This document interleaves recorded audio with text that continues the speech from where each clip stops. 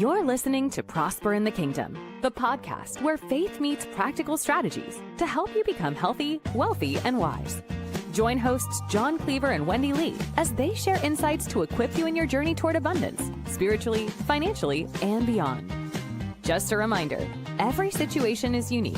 The content of this podcast is for educational purposes only and should not be taken as specific financial or medical advice.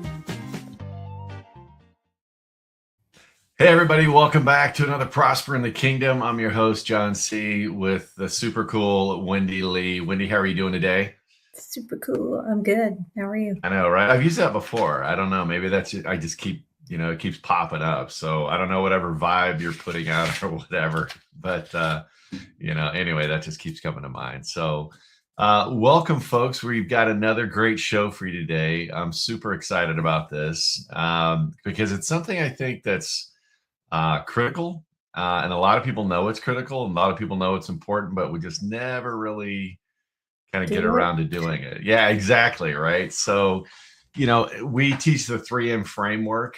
And if you're not familiar with that is 3M, right? M's, teaching you how to make, manage, and multiply your money. And one of the things that you spend time building this legacy or this empire rather. And a lot of people don't really focus on the legacy part. How do I get it to the next generation and beyond? So that's what we're going to be talking about today. Protecting your family, the 4 documents every adult needs, not just families, but every adult needs.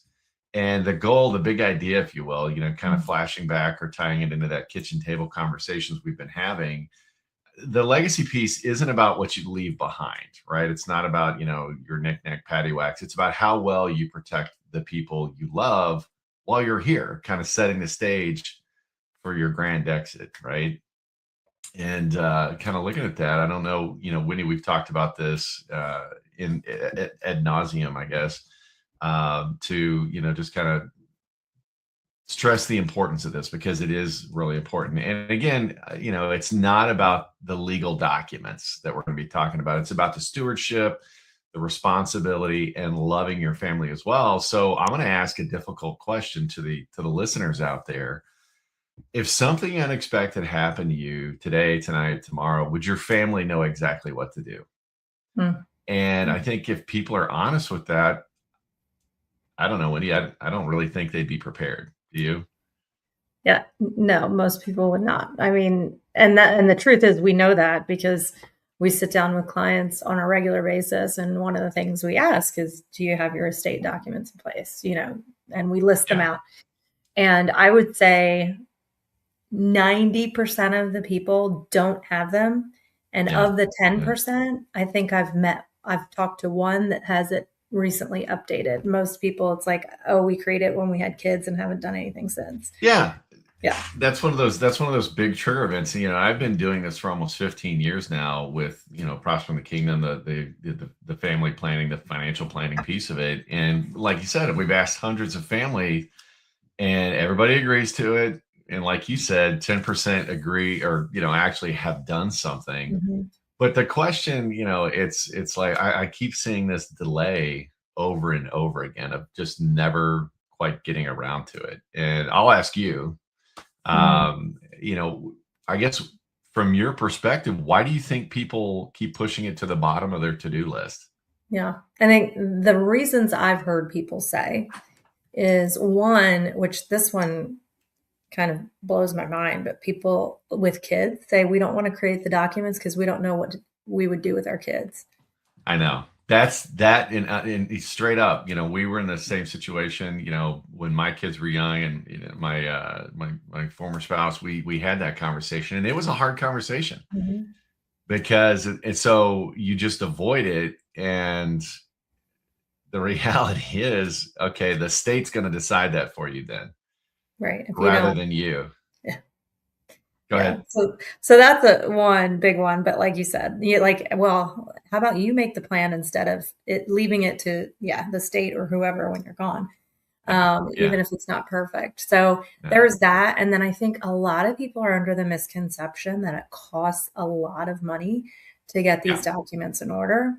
And I think that's one reason that I hear that people Well, don't. yeah, and you're right on that. I mean, in a traditional sense, you go to an attorney. I mean, you're going to get, the four documents we're talking about. You're going to spend anywhere from, I think on the low end, maybe around $700, $800, $900 up to 1,500 or so. So it's not cheap, and I think that's a big part of it. But Mhm. there's some other myths out there that really are also kind of holding people back. It's a lot of people are under the misconception that the legacy planning, or some people refer to it as estate planning, is only for wealthy people. Oh, it's called estate planning. I don't really have an estate, right? I've got some Yeah. stuff, but I wouldn't call it an estate. But that's not what it's about, folks. I want you to hear me on that. That's not what it's about, and that's why we refer to it as legacy protection planning, not estate planning. I think back, especially for those Gen Xers, you remember that show, Lifestyles of the Rich and Famous. Yes. That's what I think of. Oh, those people need estate planning. I'm just John, right? I don't need an estate planning.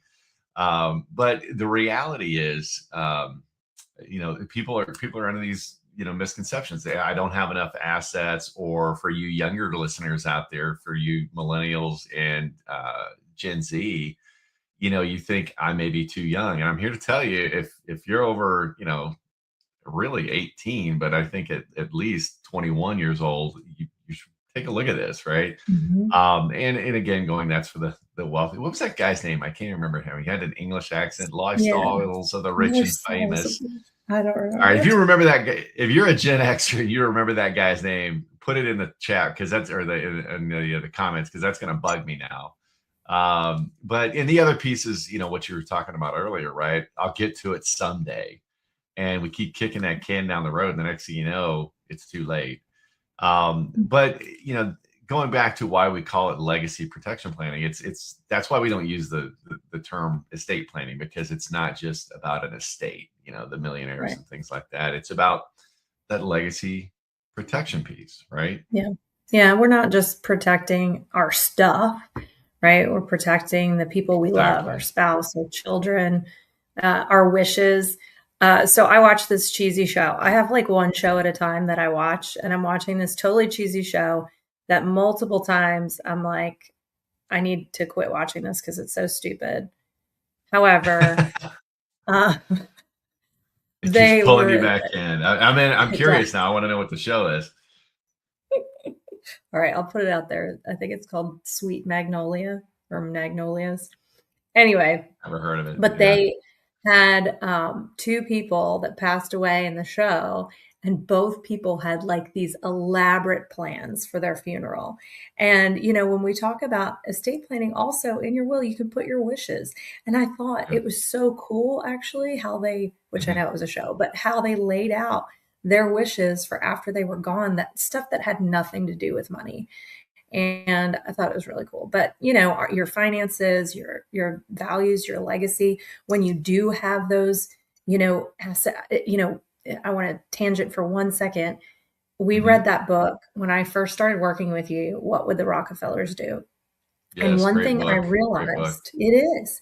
And one thing I realized is you don't have to be wealthy to create generational wealth if you have a good estate plan. And if you tie in life insurance and trust, you can create wealth for generations. So, it's not necessarily about how much stuff you have, but how well you've prepared the people you love for whatever life might bring. Yeah. No, and that's exactly right. It's not about being wealthy. It's about what you need to have in place, right? What actually needs to be in place. So let's talk about this. We mentioned in the title, the four documents every adult needs, right? And if you're taking notes, if you're not driving and listening to us on the podcast, if you're taking notes at home or whatever, write these down, or at least, put a voice memo on your phone. The first one, I think that's really what everybody knows about, right? It's the last will and testament. I, John C., a being of sound mind and body, blah, blah, blah, right? I'm going to leave some stuff. But really, what it is, it's an instruction manual. And I'm going to tell you that stuff and money and assets, when somebody passes away, people can get cray-cray, right? They can get a little nuts about who gets what and things like that. And that's the last thing you want to leave is, everything kind of up in the air and it becomes tension, or, worst case, people stop talking to each other, your kids stop talking to each other or whatever, because of what's, what instructions you didn't leave, right? So the whole purpose of that last will and testament, it really directs where assets go, and it's not just the IRAs or things like that. Typically those have beneficiaries. Okay. Right. So that's not really what we're talking about. We're talking about the stuff in your home, right? And it's something couples need to talk about, because it's one of those where, grandma may have said something to somebody and then said something to somebody else a couple of years later or whatever. And that's really what the wills takes it, all off the table. Like, here it is, right? It names the guardians of your minor children. Yeah. I have a friend, sorry, I didn't mean to interrupt. I have a friend right now who just lost their spouse. And I just saw him post yesterday on Facebook, like that there's division in the family right now because of a cookbook. Yeah. A cookbook, right? I mean, we don't realize what this stuff can do to families in the midst of grief. So to your point, I just wanted to reiterate, like, it's real, right? That putting those things that you say, hey, if you say, I'm going to give this to you, like, have that documented. Yeah. Well, and, kind of going back to what I was saying, it goes, also that guardians of the minor children, that is so important. And I know a lot of people just assume, oh, my sister's going to get them, or my brother, my parents, whoever. Well, a lot of people are kind of moving around in society, right? We don't necessarily live in the same state our parents do or our siblings do, because we're a transient society when it comes to employment and things like that. So if something, God forbid, happens to both of you at the same time, and you've got minor children, the state is going to take them into custody, put them in a foster home until they figure out who is best suited from their perspective to take those children on, not necessarily who you intended to take them.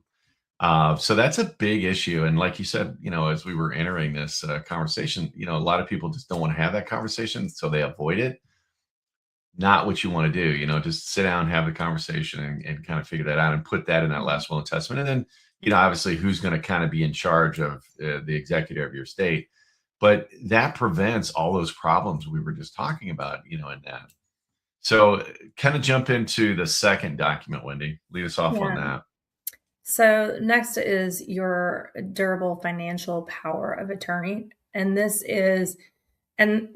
by the way, can help when you're alive too. This isn't just a after you're gone document, but, specifically regarding if you pass away, it helps allow someone to handle the financial affairs of after your passing. But then also if you're alive or if you become incapacitated and you need someone, finding someone you trust that can pay your bills if you're in the hospital or access your bank accounts, work with your insurance companies if you pass away, managing your investments and even selling properties if needed. So there's a lot of things that financial power of attorney can help cover both now and in the future. Yeah. And that's a critical piece, and I'm dealing with aging parent right now, and, she struggles with the financial stuff, and, things have changed. It's not just you get a letter in the mail and it's a handshake agreement and, you pay somebody and you're handled. A lot of things are complicated. Things are flying in. You've got a lot of technology involved, which, aging parents sometimes struggle with that. Not everybody, but, a lot do. And so, if you don't have that power of attorney, it's almost like an uphill battle getting anything done for your parents. And so that's one of the things. I have a power of attorney. I just send that over to them, and then I can handle everything seamlessly, as far as that conversation goes. So, and that's a big one. And the second one that kind of ties to that is really that medical power of attorney. It allows someone that you trust, right, to make those healthcare decisions if you're unable to, or they're not really, able to do it on themselves, or if they've got, you've got dementia or Alzheimer's kind of happening. But it's not necessarily about the age, it's about the preparation. One thing I do want to bring up, a lot of people think in the case that I just kind of laid out, well, if I get in a car accident and I'm in a coma or something like that, my siblings, I'm single or whatever, can help make those decisions. But I want to talk to the parents of college students, because this is one I found out the hard way. My son was, 5 hours away at college and got injured, right? And he cut his foot pretty bad, moving a glass tabletop, and it cut his ankle. I mean, really cut it. I mean, it was serious. Took him to the emergency room, things like that.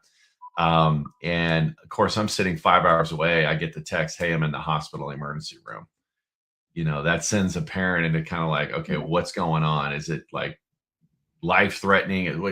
And it was a struggle to get information, because my son is over 18. Yeah. So he's no longer a minor child, quote unquote, under my care, even though he's a college student, things like that. He's my kid. I couldn't get information because of HIPAA and all that stuff. The doctors really couldn't release information. So I had to wait to get the info, once he got stitched up. And it turned out, I mean, it was a bad cut, but it wasn't life threatening or anything like that. But just having that fear, and I started thinking, okay, what if something else really happened to where it was like, he was incapacitated and I was just left hopeless. But it's just one of those things that it's not just about aging parents. It's also about you. And it's also about, your college students. So just kind of throwing that out there as a kind of a, hey, by the way. So, that was really something that kind of really impacted me as well. But there's one final document. Go ahead and tie us, because I think this is a really, really important one. Yeah. Yeah, and that's the living will. So if you're on life-sustaining care, right, life support, then this helps remove all decision-making from everyone else, and, removes that uncertainty or maybe family conflict. I actually helped with this. I have a personal situation. My grandfather was passing away. He has 6 daughters, and we were in hospice care, and they were trying to determine, whether to go ahead and remove life-saving devices or keep them on. And the sisters were all conflicted, and somehow the decision came to me. And so I helped make that decision for him. And, but thankfully we were able to handle it peacefully, but a lot of families aren't. And so, being able to have your wishes, out there, like maybe you're somebody of strong faith and you're like, hey, before such and such age, I could be on life support for a year, and I want to be on it because I believe in miracles and I believe God can bring me back. Maybe that's you. Or maybe you're the person that's like 3 days and y'all just unplug that because I'm good going to heaven. Right? So you've got to make those wishes known in advance. So you're not leaving that to the people that love you, because that's so hard. Well, and that's the reality of that living will, right? I mean, it's, number one, I personally would not want to be one of those people that, I'm on life support for any length of time. Number one, it eats into the financial estate and things like that I'm trying to leave to my legacy. And it's not just about the money either. It's, and I jokingly say that, hey, give me the 3 days and see if I can pull out of it. If not, let's just, because I know where I'm going and I'm excited about that. But, it's just the reality is I don't want to leave that decision to my kids. Mm-hmm. I don't want to put that decision even on a spouse or significant other either, because that's a hard decision to make. And that can pack a lot of guilt. In the case of the siblings you were talking about, because people deal with grief in many different ways. And so, a lot of people, when they feel pain, they look for somebody to blame. And that can really cause strife between, siblings. If, somebody, makes the decision and one person doesn't want to do that, and it happens, okay, well, you're the reason mom or dad is no longer with us, right? Because you're the one. I mean, and nobody wants that. And so a living will, although it sounds like, oh yeah, living will is not a big deal, it's a huge deal, because you don't want to put that decision on your kids to make. You don't want to put that decision, and it's a simple document to complete, right? And so, I think that's one of those documents in my opinion, I don't know about you, Wendy, that kind of surprises people the most. A lot of people don't think about the power of attorney. Everybody knows about the living will and testament, but I think that living will, the importance of it, I think most people miss. I mean, what do you think about as far Yeah, as I the mean, I document? think for me, all of it, and especially, what you brought up about the teenagers, like the Mhm. young adult, because I have 3 young adult kids. One of them for Yeah. sure cannot make a decision on his own about I know, right? They all have their own personalities, which is so wild. It's like you kind of came up with the same upbringing. What's the deal? Anyway, go like ahead. one of them literally is 20 years old. He would be like, "Can you call my mom?" I don't right? Yeah, Like, but so I think, that's one that is huge. But yeah, those yeah. those power of attorneys, I mean, y'all, they're just, find somebody you trust. They're just good to have. Yeah, and find somebody you trust and give them a set of instructions, and that's what all these documents come out. So, let's kind of dive into the legacy protection piece, right? Why do we call that legacy protection piece? And again, it's to kind of come back to the core of why we're doing this, right? It's all about stewardship, and again, not protecting your stuff. Nobody cares about your stuff. I mean, maybe they do to some degree, heirlooms, things like that, right? But it's really about protecting the ones that we love, right? Protecting that relationship that they have.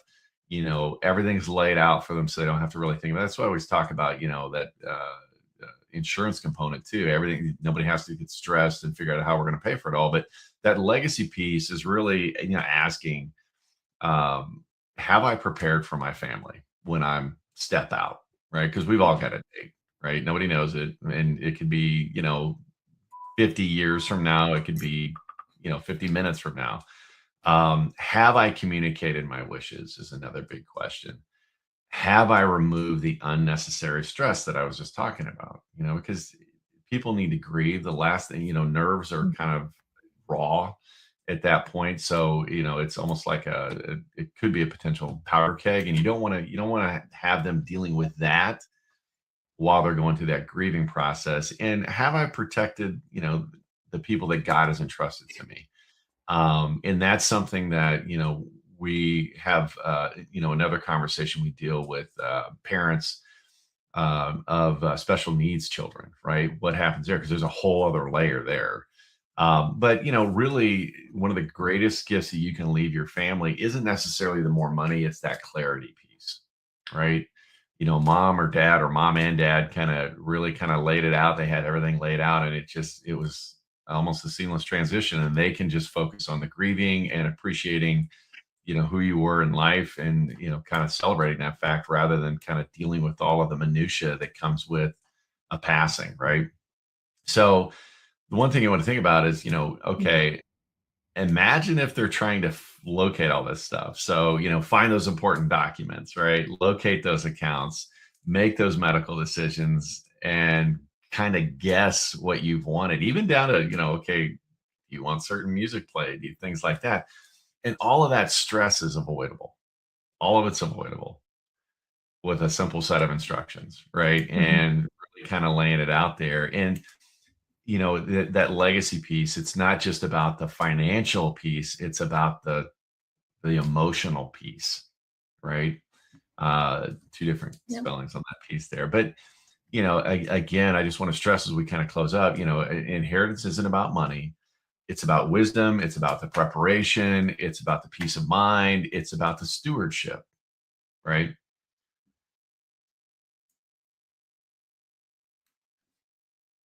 Did I lose you? Yeah.